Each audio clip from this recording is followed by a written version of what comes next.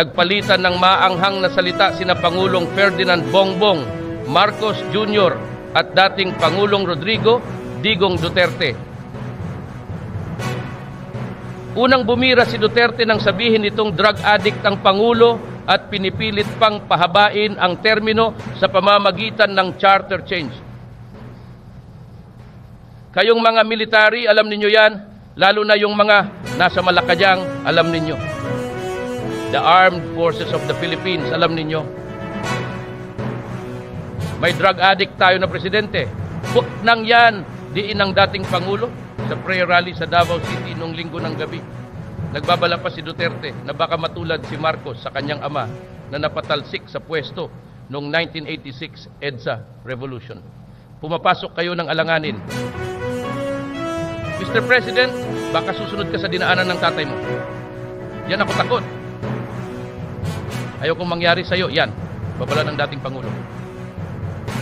Buwelta naman ni Pangulong Marcos nitong Lunes. Baka may tama ng fentanyl si Duterte. Kaya nasasabi nitong gumagamit siya ng illegal na droga.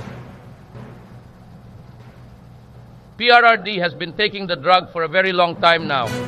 When was the last time he told us that he was taking fentanyl? Mga 5-6 years ago? Something like that. Wika ni Marcos sa media interview bago tumulak patungong Vietnam nitong Lunes. After 5-6 years, it has to affect. Kaya palagay ko kaya nagkakaganyan.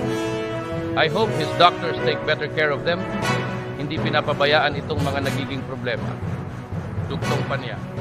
Nang tanungin uli kung marindyang itinatanggi ang akusasyon ni Duterte, tumawa muna si Marcos bago nagsabing, I won't even dignify the question. Nanawagan naman si Speaker Ferdinand Martin Romualdez kay dating Pangulong Duterte at anak nitong si Davao City, Mayor Sebastian Duterte, na igalang si Pangulong Marcos. Uulitin ko, tigilan ninyo na yung mga budol-budol ninyo, di ba? Dapat seryoso na tayo at igalang na lang natin ang ating presidente na nagtatrabaho ng maigi. Masipag siya at talagang tinatrabaho niya yung magandang buhay para sa mga Pilipino, din ni Romualdez. Masyadong maaga naman ninyo gustong ipabagsak ang rehimen ng President Ferdinand R. Marcos Jr. Very popular. And he was elected with a bigger mandate than the former president. Kaya igalang naman natin yan. Yan po ang mandato ng taumbayan ng Pilipinas. Dagdag pa niya.